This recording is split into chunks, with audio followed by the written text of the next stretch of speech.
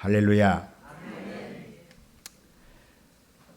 담임 목사님으로부터 가족 수련회에 설교를 좀 했으면 좋겠다. 그래서 아니 담임 목사님이 하셔야지 내가 뭐 되겠습니까 했더니 그래도 하시는 게 좋겠다고 그래서 부탁을 받고 자, 어떤 말씀으로 참 전하는 것이 우리 모두가 은혜가 될까 여러 가지 생각을 하다가 오늘 이 본문 말씀을 정했습니다. 너는 행복한 사람이로다.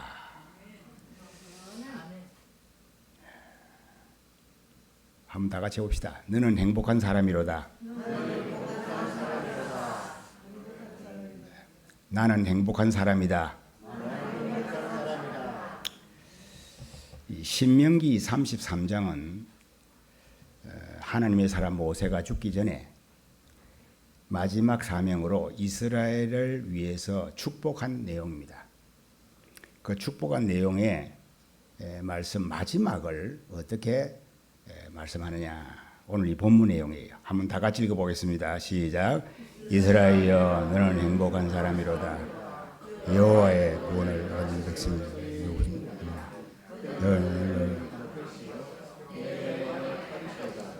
내 대적이 내게 복종하리니 내가 그들의 높은 곳을 밟으리로다. 아멘. 이스라엘이여 너는 행복한 사람이로다. 여호와의 구원을 너같이 얻은 백성이 누구냐? 예수 믿는 사람들은 세상에서 행복한 사람입니다. 왜냐하면 이 세상에 많은 사람들 중에서 하나님을 알고 하나님을 믿고 하나님을 섬길 수 있도록 특별하게 선택받은 사람들이기 때문에 그렇습니다. 그래서 사실 예수 믿는 저와 여러분들은 세상에서 가장 행복한 사람입니다. 그거 믿습니까? 그렇다면 우리가 외형적으로 볼 때, 현실적으로 볼 때 너는 행복한 사람이로다라고 불릴 만큼 복을 받았고 행복한 사람이라고 생각하면서 살고 있느냐는 거예요. 실제로 이론적으로는 내가 행복한 사람이다 알아요. 또 성경 말씀을 통해서 읽으면서 또 설교를 들으면서도 많이 들은 말씀이에요. 이론적으로 내가 알고 있는데 그렇다면 실제로 우리의 생활 속에서 나는 정말 행복한 사람으로 인생을 살아가고 있느냐는 거예요. 한숨이 나오고 원망도 하고 불평도 하고 막 다투기도 하고 남을 비난하고 정죄하기도 하고 여러분 행복한 사람이 그럽니까? 한번 잘 생각해 보세요. 정말 내가 행복한 사람이라고 하면 그렇게 안 할 거예요. 여러분 행복할 때 어떤 말이 나옵니까? 언니는 좋은 말도 나오고 감사하는 말, 누가 나에게 잘못한 일이 있어도 절대 그게 탓하지 않아요. 괜찮아. 얼마든지 용납하고 용서해요. 그런데 우리의 현실을 돌아보면 예수님을 믿음으로써 하나님의 구원을 얻은 행복한 사람이지만은 이스라엘 백성들이 그랬던 것처럼 자기가 행복한 사람이라는 사실을 깨닫지 못하고 오히려 반대로 살아가는 일들이 참 많이 있는 것을 보게 됩니다. 그래서 이 가족 수련회 참 어떤 말씀을 전할까 하다가 이 말씀을 정한 것은 오늘 우리가 정말 예수님을 믿고 하나님의 은혜를 받아서 구원을 얻어서 행복한 사람이라는 사실을 우리가 다시 한번 회복하고 확신하고 그러면서 하나님 중심의 신앙을 회복하는 그런 은혜의 시간이 되었으면 좋겠다. 그런 마음으로 말씀을 준비하였습니다. 그 20세기 영국을 대표하는 풍자 작가이면서 비평가인 맥스 비어봄이라는 사람이 쓴 글 가운데 행복한 위선자라는 글이 있습니다. 소설이 있는데요. 이 부유하지만은 방탕한 그 무시무시한 인상을 가진 이 도깨비 왕이라고 불렸던 조지 웰이라는 사람이 있습니다. 이 사람은 이름에 걸맞게 인상도 험악하고 성격도 삐뚤어진 그런 사람인데, 이 사람이 어느 날 오페라 공연에서 아름다운 노래를 부르는 어린 무용수를 보게 됩니다. 그 제니 미어라는 무용수를 보게 되고, 그리고 만나서 단번에 사랑에 빠지게 됩니다. 그 짝사랑이죠. 짝사랑. 사랑에 빠지게 되는데, 그래서 이 사람이 자기의 돈이나 또 지위를 자랑 삼아서 그 자기의 마음을 결국 이제 고백을 하게 됩니다. 고백하면서 청혼을 합니다. 그랬더니 이 무용수가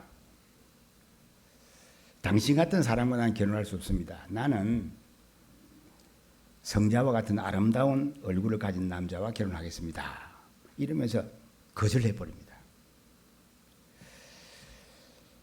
그래서 이 조지 웰은 자기의 모든 것을 내려놓고 세상에서 가장 성스러운 얼굴의 가면을 쓰게 됩니다. 제일 성스럽고 인자하고 온유한 가면을 쓰게 되고, 그 가면을 쓰고 이제 다시 청혼을 하게 됩니다. 겉으로 볼 때는 이제 아주 이제 온화하고 이제 좋은 사람의 모습이겠죠. 그래서 결국은 결혼을 하게 됩니다. 결혼하고 난 이후에는 그녀에 대한 사랑과 또 감사하는 마음으로 최선을 다해서 나름대로 행복하게 살았습니다. 그런데 이제 세월이 지난 후에 어느 날 조지 웰의 과거를 아는 사람이 나타납니다. 그런데 지금 이 조지 웰의 모습을 보면 전혀 사람이 딴 사람이에요. 옛날에는 저 험상궂고 못된 사람인데, 저렇게 인자한 모습으로 행복하게 사는 걸 보면 저거는 이 사람의 본 모습이 아니다. 그래가지고 이 사람이 그의 가면을 벗게 되겠다. 그런 마음을 먹고 이 엿보다가 이 조지 웰이 아내와 함께 있을 때 갑자기 나타나서 이제 위선의 가면을 벗어라! 소리치면서 그의 가면을 벗겨버렸습니다. 그런데 가면 뒤에 나타난 그 조지 웰의 얼굴이 험악하고 흉측한 얼굴이 아니라 아름답고 인자한 얼굴로 변해 있었다는 거예요. 그런 내용입니다. 여러분, 사랑하면 외모도 고치기 힘든 생활 습관도 단점도 변하게 됩니다. 사랑하면 그래요. 여러분, 하나님을 사랑하면 또 하나님을 사랑하는 것처럼 이웃을 사랑하면 변하게 됩니다. 사랑은 모든 것을 아름답게 만드는 힘이 있어요. 사랑은 어려움을 극복하고 서로를 이어주는 통로입니다. 사랑이 참 중요해요. 그래서 우리가 잘 아는 말씀 중에 고린도전서 13장을 보면 사랑에 대한 내용 아니에요? 사랑장이에요. 거기 보면은 사랑은 모든 것을 참으며 모든 것을 믿으며 모든 것을 바라며 모든 것을 견디느니라.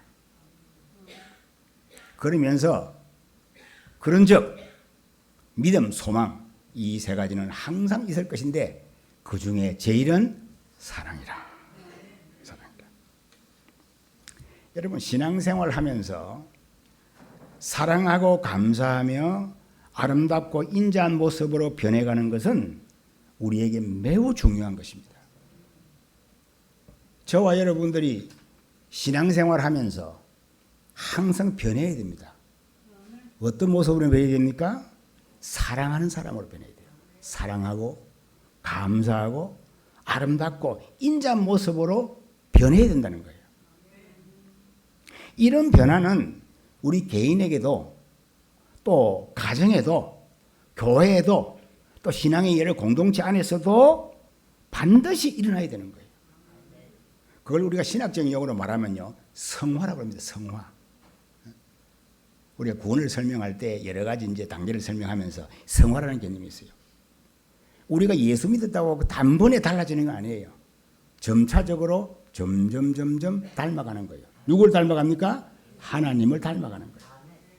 하나님의 온전하심 같이 온전해지고 하나님의 거룩하심 같이 거룩해지게 닮아가는 그게 성화예요. 그리고 나중에는 주님의 나라에 갈 때 완성이 되는 거예요.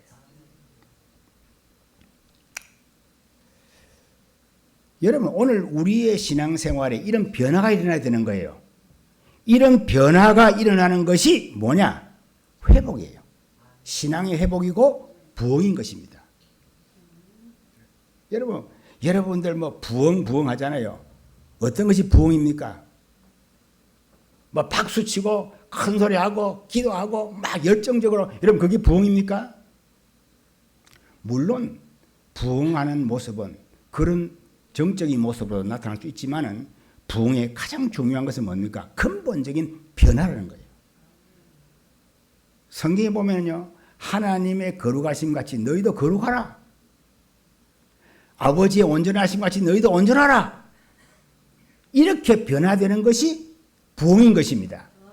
오늘 저와 여러분들도 그렇게 점점 변화되는 은혜가 있기를 바랍니다. 우리 성도들 보면서요, 변화되는 모습을 보게 될 때 얼마나 마음이 기쁜지 몰라요. 우리 성도들 중에 과거를 내가 다는 모르지만은 대충은 압니다. 이분이 어떻게 살아왔고 어떻게 생활했고 성격이 어떤지 또 어떤 장점이 있고 어떤 단점이 있는지 대충 압니다. 그런데요, 신앙생활 하면서 이분들이 달라지는 거예요. 어떤 분들은 좀 빠르게 달라져요. 어떤 분들은 느리지만 천천히 달라져요. 그러나 분명한 것은 변화가 있다는 거예요. 그래서 저는 하나님 앞에 감사했습니다. 그분들을 볼 때마다 마음이 참 기쁘고 즐겁습니다. 오늘 저와 여러분들도 이런 변화되는 하나님의 은혜가 있기를 축원합니다. 우리는 본래 어떤 사람인가? 본래 죄의 본성을 가지고 태어난 사람들이에요. 이걸 우리가 신학적으로 보면 원죄라고 하잖아요. 원죄. 원래 악한 본성을 가지고 태어난 사람들이에요. 허물과 죄로 죽었던 사람입니다. 그래서 이 세상 풍조를 따르고 공중의 권세 잡은 자를 따라서 육체의 욕심과 육체의 그 마음에 원하는 대로 하면서 살아왔던 본질상 진노의 자녀들이었다는 거예요. 그랬던 우리를 긍휼이 풍성하신 하나님이 우리를 사랑하신 그 큰 사랑으로 인하여 허물과 죄로 죽었던 우리를 그리스도와 함께 살려주셨습니다. 예수 그리스도를 믿음으로 우리에게 구원을 얻게 하시고 하나님의 자녀가 되는 권세를 얻게 해주셨습니다. 하나님의 나라 거룩한 백성이 되게 해주셨습니다. 그래서 우리는 이 땅에 하나님의 자녀로 하나님 나라 백성으로 이 세상을 살아가고 있는 것입니다. 그렇기 때문에 우리는 매일매일 하나님을 사랑해야 합니다. 하나님을 사랑하며 하나님의 은혜에 감사하면서 하나님의 자녀답게 하나님 나라 거룩한 백성답게 거룩하고 아름답고 인자하게 변해가는 그런 신앙생활을 해야 하는 것입니다.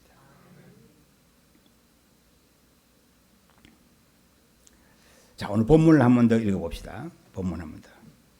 다 같이 시작. 이스라엘이여 영원한 사람이로다. 여호와의 교훈을 와처던 백성이 누구냐? 그는 너를 돕는 방패시요 내 영광의 가르치로다. 아멘.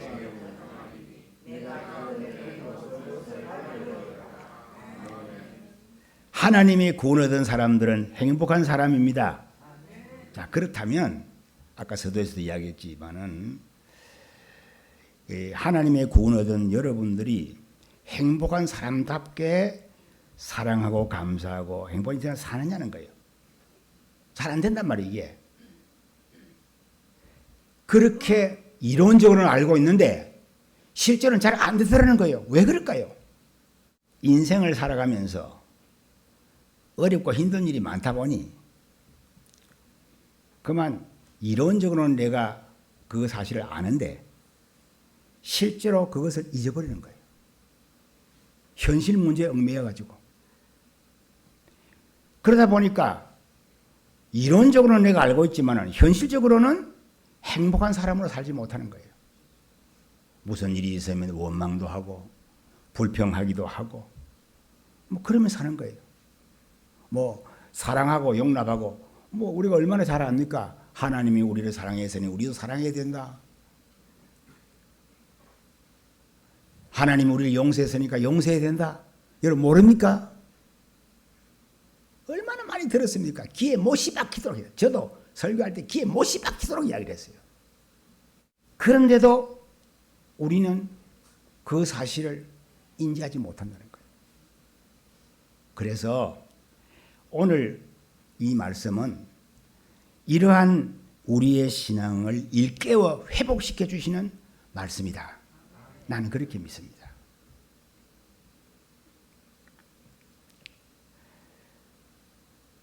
사실 이스라엘은 환경으로나 외형적으로 볼 때에 너는 행복한 사람이로다라고 할 만큼 좋은 자연적 환경이나 요건을 갖추지 못했습니다.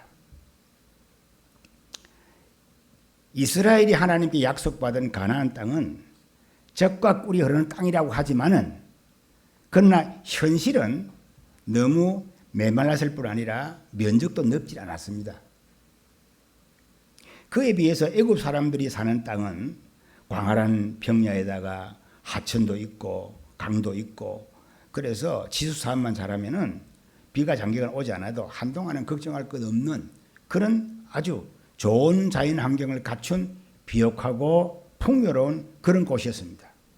그런 땅과 가나안을 비교해 보면 너무 부족한 것이 많은 거예요. 현실적으로. 가나안 땅보다도 훨씬 더 좋은 조건을 가진 땅들이 많이 있어요. 그런데도 오늘 이 본문에서 모세가 이스라엘 백성들을 축복하면서 너는 행복한 사람이로다 부른 이유가 뭘까요? 현실적으로는 환경이 좋지 않은데 그렇잖아요. 여기보다 더 좋은 땅들이 있는데 그럼에도 왜 이스라엘에게 너는 행복한 사람이라고 말할 수 있을까? 그것은 이스라엘이 세상의 모든 민족 중에서 유일하게 하나님의 선택을 받아 하나님의 구원을 얻어서 하나님을 섬기는 하나님의 백성이 되었기 때문에 그렇습니다. 그렇습니다. 여러분 세상에는요 많은 민족이 있어요. 그 중에 유독 이스라엘만이 창조주이신 하나님을 알고 전능하신 하나님을 섬길 수 있는 특권을 부여받은 것이에요. 그러니까 행복한 사람이라고 하지 않을 수 있습니까?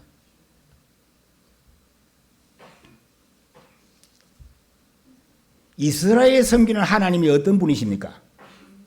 우리가 믿는 하나님이 어떤 하나님이십니까? 창조주이십니다. 이 세상의 모든 것을 말씀으로 창조하신 분이에요. 모든 것을 다스리시고 모든 복의 근원이십니다. 하나님 우리 인간을 창조하실 뿐 아니라 인간의 모든 생사복을 다 주장하시는 분이십니다. 죽고 사는 것, 잘되고 못되는 것, 모든 것이 다 하나님의 손에 달려 있습니다. 그런 하나님을 믿고 섬길 수 있다는 것, 그것이 바로 행복이라는 거예요.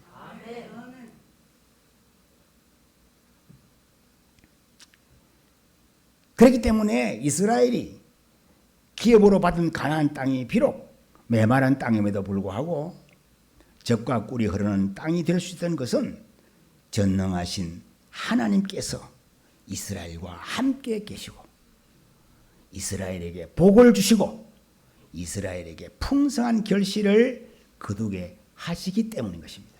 그래서 너는 행복한 사람이다. 그렇게 말씀하는 거예요. 자, 이런 관점에서 볼 때 예수 믿는 우리들, 저와 여러분들은 행복한 사람입니다.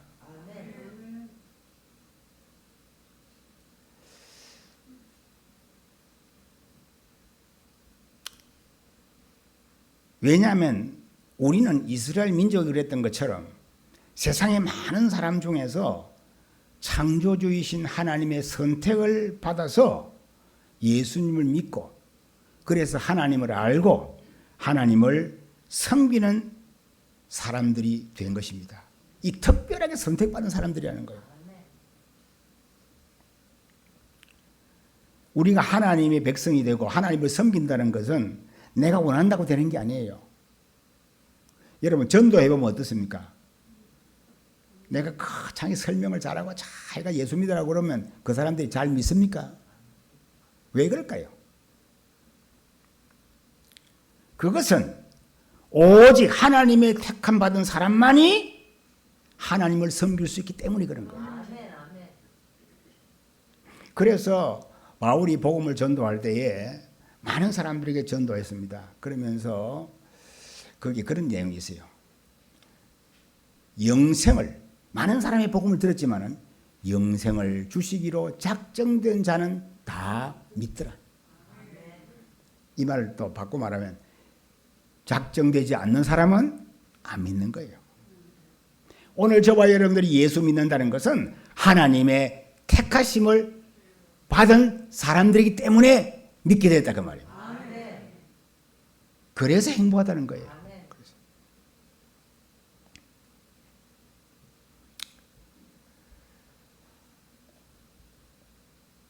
그래서 저와 여러분들이 이렇게 구원받았으니까 얼마나 행복합니까?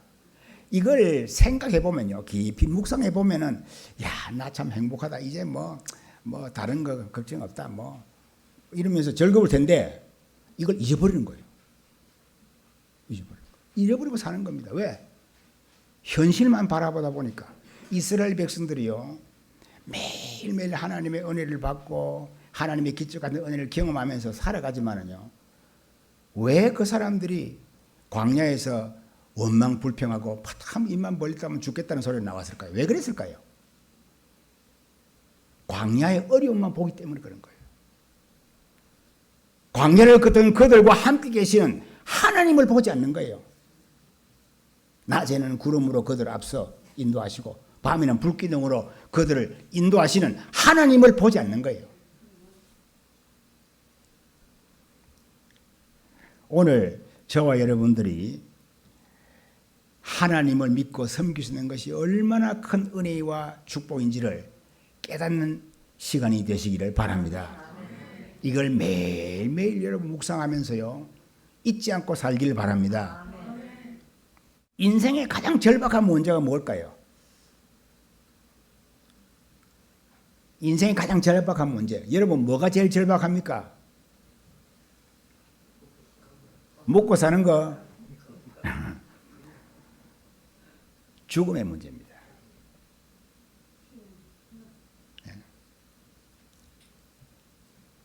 세상에서 아무리 부귀영화를 누리는 사람도 죽음의 문제 앞에는 좌절합니다.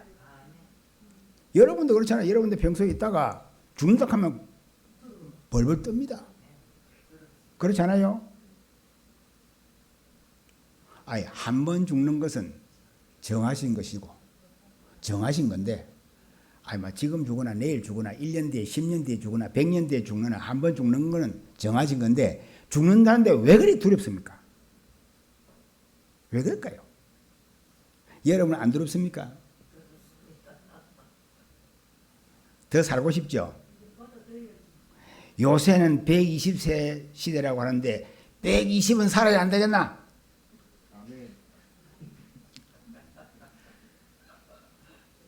여기서 120까지 살아있을 사람이,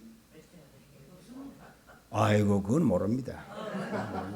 하나님께서 또 그래 또 살려줄지도 모르는데, 어찌됐든 이 사람이요, 인생의 가장 절박한 문제는 이 죽음의 문제예요. 죽음 앞에서는요, 누구도 그걸 해결할 수가 없는 거예요. 그런데 여러분, 그런 잘 보세요. 우리는 예수 그리스도를 믿음으로써 이 죄와 죽음의 문제를 극복한 거예요.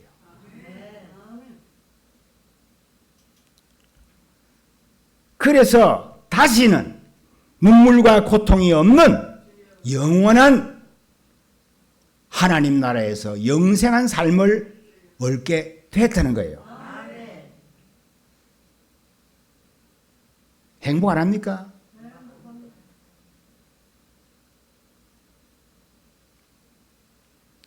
나는 행복합니다. 누가 불렀습니까? 말만 행복하다고 한다고 행복한 게 아니에요. 정말 우리의 삶이 진정한 행복을 누릴 수 있어야 행복한 거예요.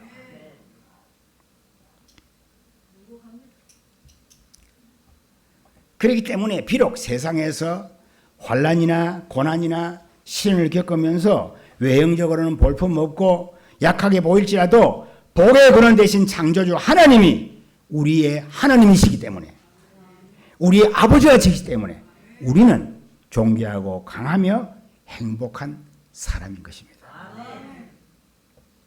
이런 사실을 믿고 확신하는 신앙생활이 되시기를 바랍니다.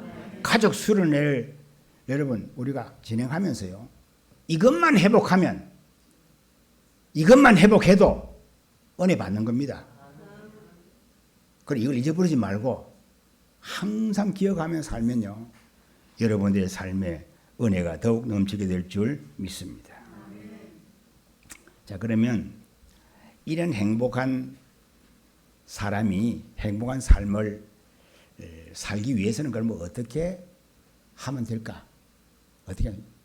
그냥 가만히 있다고 행복해지는 게 아니에요. 여기에는 분명히 하나님께서 이렇게 하면 된다 말씀하신 게 있어요. 그 중에 하나가 신명기 10장 12절 13절, 우리가 잘 아는 말씀입니다만은, 이스라엘아, 내 하나님 여호와께서 내게 요구하시는 것이 무엇이냐? 한번 찾아봅시다. 자, 신명기 10장 12절.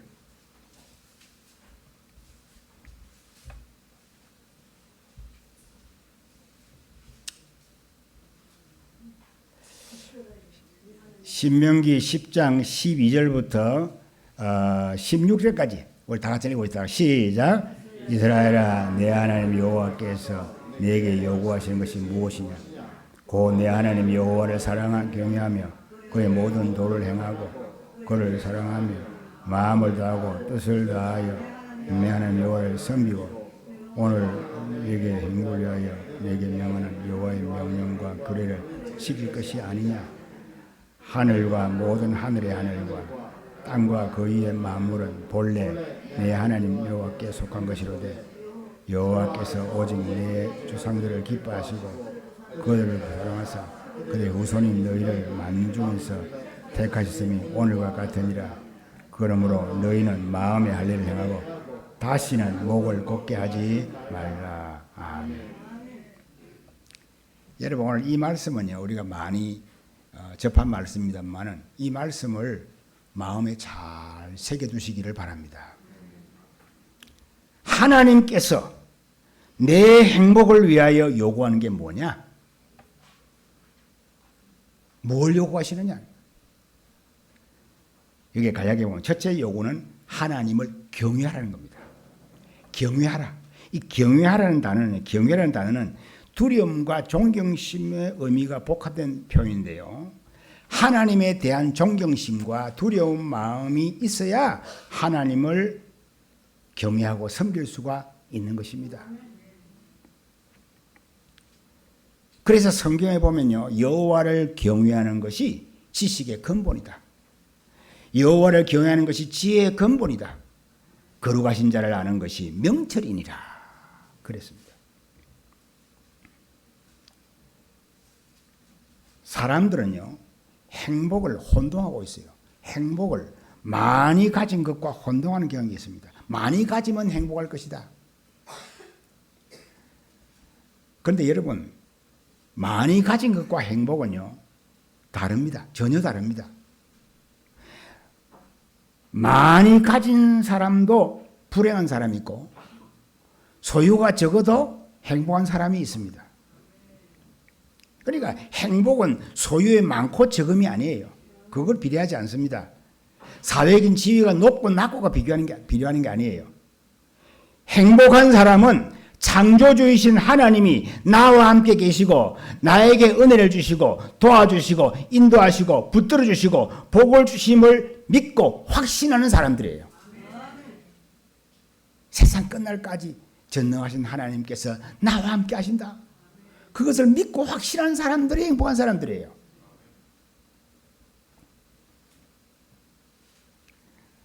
오늘 하나님이 우리에게 요구하시는 것이 무엇입니까? 하나님을 경외하는 겁니다.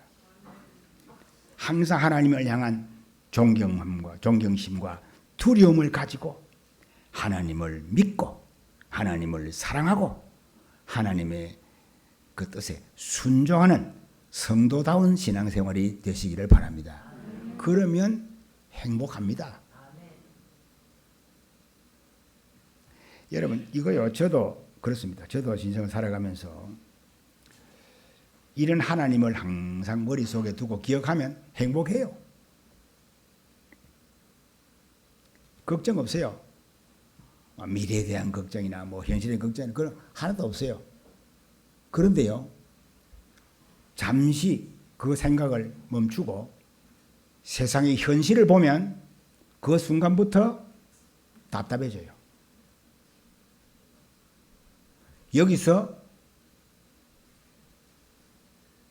요게 나옵니다. 그거 뭔지 알겠죠? 우리가요 매일 하나님을 사랑하고 섬기고 감사하고 사는 것이요 얼마나 중요한지 몰라요. 그래서 성경에요 범사에 감사라고 하는 거예요. 감사하는 자가 되라 그랬어요. 두 번째 요구는 뭐냐? 그 모든 도를 행하고. 여기에 그의 모든 도를 행하고 그 말은요 그의 길을 걸어가라는 뜻이에요. 길을 걸어가라. 그의 길, 하나님이 가라고 하신 길을 걸어가라. 그 말입니다. 딴 길로 가지 마라. 딴 생각하지 말고 딴 길 가지 말고 하나님께서 우리에게 명령하시고 말씀하신 그런 인생길을 걸어가라는 거예요. 여러분 딴 길로 가지 마시기 바랍니다. 여러분 성경 보고 읽으면서 이번에도 성경 읽었잖아요. 성경 읽으면서 뭘 느꼈습니까? 하나님께서 우리에게 어떤 길을 걸어가라 하는 것을 가르쳐주시는 거예요. 성경은요 하나님의 백성들이 살아가는 삶의 규범입니다. 그래서 이 길대로 살아가시기를 바랍니다. 세 번째 요구하시는 뭐냐? 사랑하라. 그리고 섬기라는 겁니다. 그 대상은 하나님이십니다. 이 하나님을 사랑하고 섬기는 것은요 마음가짐과 밀접한 관련이 있습니다. 마음으로부터 하나님을 사랑하고 섬기지 않으면 절대로 생활 속에서 실천될 수가 없는 거예요. 그래서 하나님께서 이스라엘 백성들에게 요구하시는 게 뭡니까? 이스라엘아 들으라. 이스라엘 그 쉐마 아닙니까? 이스라엘아 들으라. 우리 하나님 여호와는 오직 유일한 여호와이시니 내 마음을 다하고 뜻을 다하고 힘을 다하고 내 하나님 여호와를 사랑하라. 이걸요 거듭거듭 말씀하고 있어요. 이러한 요구는요 오늘날 예수 믿는 우리 성도들에게도 요구되는 개념이에요. 똑같아요. 예수님께서도 그랬죠. 계명 중에 어느 것이 큽니까? 그러니까 내 마음을 다하고 뜻을 다하고 힘을 다하여 내 하나님을 사랑하라. 그랬잖아요. 사랑하라. 이것이 크고 첫째 되는 계명이다. 그러면 크고 첫째 되는 계명만 하면 되느냐? 둘째도 그와 같다. 둘째도 그와 같다. 내 이웃 사랑하기를 내 몸과 같이 하라. 하나님께서 이스라엘 백성들에게도 요구하셨지만 오늘날 저와 여러분들에게 요구하시는 것이 있습니다. 하나님을 닮으라는 거예요. 하나님을 닮으라는 거예요. 마음으로부터 하나님을 존경하고 사랑하고 섬기고 하나님의 말씀 따라 순종하라는 겁니다. 왜? 뭐 때문에? 내 행복을 위하여. 말씀을 정리하겠습니다. 우리는 행복한 사람입니다. 세상에서 우리들처럼 하나님의 놀라운 권능으로 구원 얻은 백성이 없기 때문입니다. 우리는 행복한 사람이에요. 하나님이 우리의 방패와 칼이 되시고 우리의 보호자가 되시기 때문에 그렇습니다. 우리를 세상 끝날까지 보호해 주시는 분은 하나님이십니다. 그래서 성경은요, 두려워하지 말라, 놀라지 말라. 나는 내 하나님이 된다. 내가 너를 붙들어 주겠다. 내가 너를 구세하겠다. 내가 나의 오른손으로 너를 도와줄 것이다. 그렇게 말씀하고 있는 거예요. 우리는 행복한 사람입니다. 하나님께서 믿음에 사는 싸움에서 반드시 이기게 하시고 승리하게 해주시기 때문에 그렇습니다.